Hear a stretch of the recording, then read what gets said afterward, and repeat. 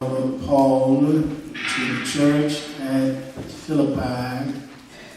In chapter 2, I would that you would notice with us verses 12 through 16. Philippians chapter 2, verses 12 through 16. Wherefore, my beloved, as you have always obeyed, some good folks,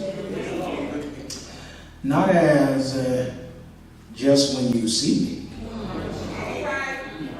not as in my presence only, but now even much more in my absence.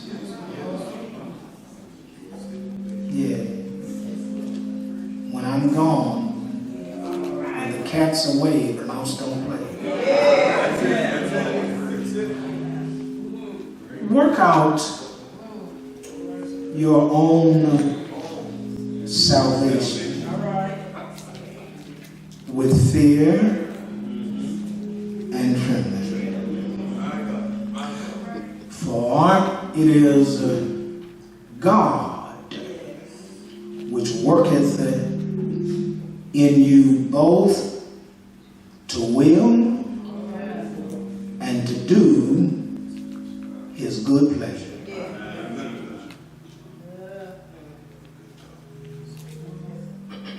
Do it without grumbling and complaining. Do all things without murmuring and disputing them, that ye may be blameless and harmless, the sons of God, without rebuke, in the middle of a crooked and perverse nation. You are in the world, but you're not of this. Among whom you shine as a light in the world, holding forth the word of life, that I may rejoice in what? In the day of Christ, that I have not run in vain, neither labored in vain. I want to talk in the midst of this Holy Week, in the midst of Lenten season, in the midst of as we go to Good Friday and then Resurrection Sunday. It's all because of Calvary. So I want to talk about the evidences of a Calvary experience. The evidences of a Calvary. Would you look at a neighbor around you, find one, might have to walk over a pew or two and say the evidences of the Calvary experience. Find your different neighbor on the other side. Shake your hand and say the evidences of the Calvary experience. Thank you so kindly. You may be seated in the presence of the Lord. A whole lot of folks. What a sad indictment that is upon certainly the world in its entirety, but it's even a greater indictment upon the body of Christ. Somebody's going to say amen. I want to use for an intro, this is a story I generally would conclude upon. New Day, you've heard me tell this before. I want to use it as an intro to get on the runway of when we talk about the evidences of the Calvary experience. We're talking about those who have experienced this transformation, this divine accoutrement of salvation that has an ecclesiastical experience that has, in the words of grandmother, has awakened us to the point that he has brought us from darkness into the marvelous light. That experience that changes us from the inside. And then ultimately, because we are changed on the inside, it has a tendency to show up on the outside. Are y'all listening to me? It's not about being pre-planned. It's not something whether you really even intend sometimes. First verse I read to you on tonight talks about working out your soul salvation, working it out. Grandmama and them used to use a language around the church like that, to say that now that you have given the preacher your hand and the Lord your heart, you got to work out your soul salvation. Many times we heard them say that, and we heard something different than what was the intent behind it. Many times we heard it in a traditional sense, not work out your salvation, but work for. Are y'all listening to me? And you must recognize that, listen, you don't work to be saved. You do church work and Christian work because you are. Have I got a witness in here? Yeah. Listen to what they said. They said, work out your souls, not work for salvation. Because the truth of the matter is, you can work from this time next Juvember. This is the 13th month. And you will never earn, talk to me somebody, salvation. You never earn salvation. And so many picked up on that cliche as, well, now that I'm in the church, I got to start selling some chicken dinners. Oh, come on, talk to me here. They interpret that as work for.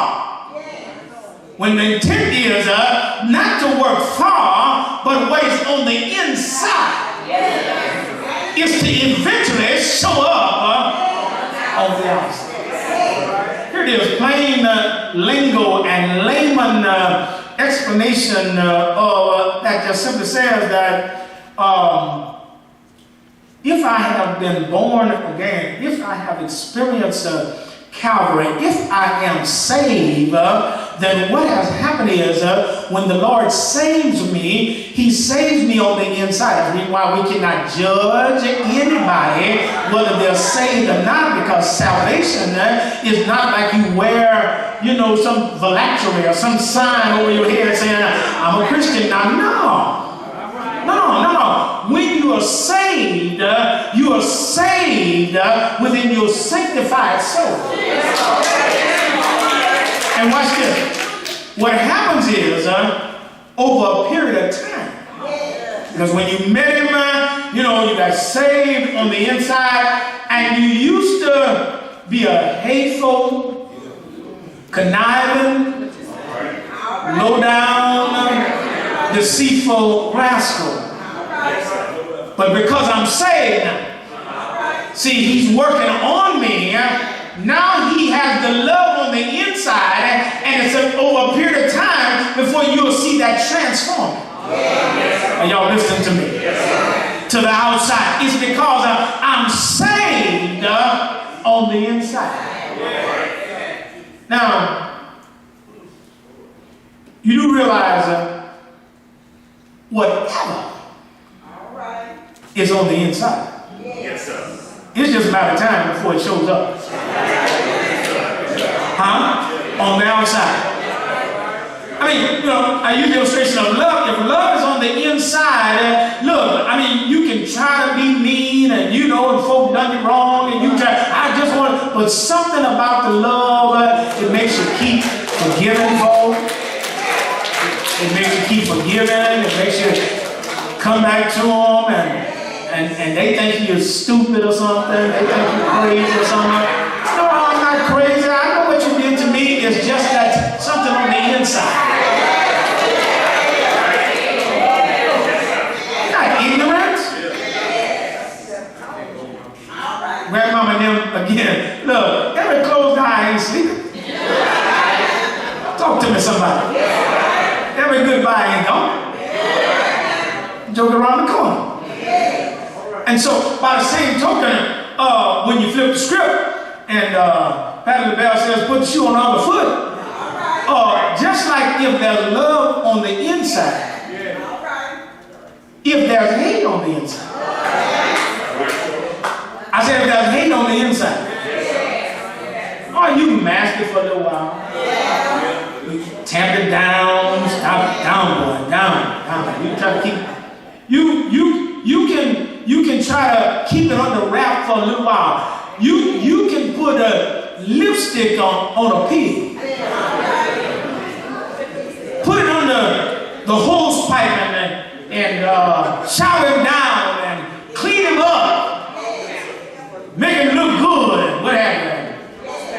And you know what? You leave that joke alone 2 or 3 minutes. He go and find some more mud again. He's going to find some slop again because it's just who he is. And so when you have been born again, you have a case of the king hepatitis. Come on, you just can't help yourself. You can't help yourself. Amen.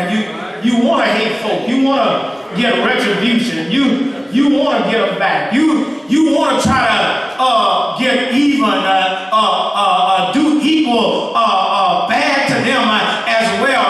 But something begins to tell you, recompense evil for evil with no man. But just love them anyhow. Something does that. And so it's at the core, at the fundamental foundation of the floor. Yes. What has to happen is that Calvary this week should mean something to us. Yeah.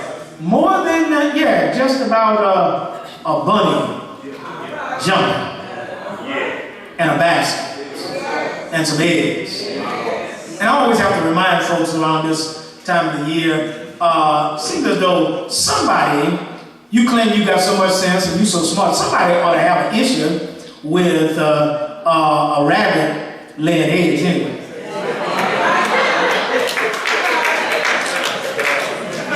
Nobody else have a problem with that?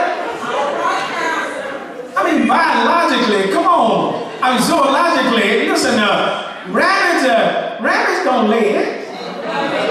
Come on, haven't you seen the American Express commercial where they put 2 of them jokers in the cage and about 5 seconds later it's 4 of them. Turn around again, it's 8 of them. You know what I'm saying? They multiply. That's what rabbits do. But here's what I want to share with you. Now I get on the runway and I got a few points I'll share with you and I'm going to get up out of your way. And we'll come back and have some real church tomorrow night. I see y'all got communion playing and then Friday night is going to be special to me. I can't wait to hear what they have to say.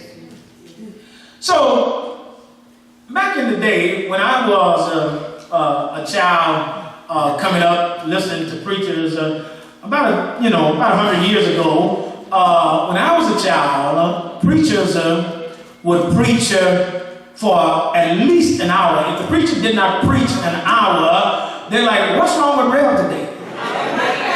He ain't feeling too hot. I mean, now listen, Nowadays, we do the whole church experience. Come on. In an hour. You gonna say amen?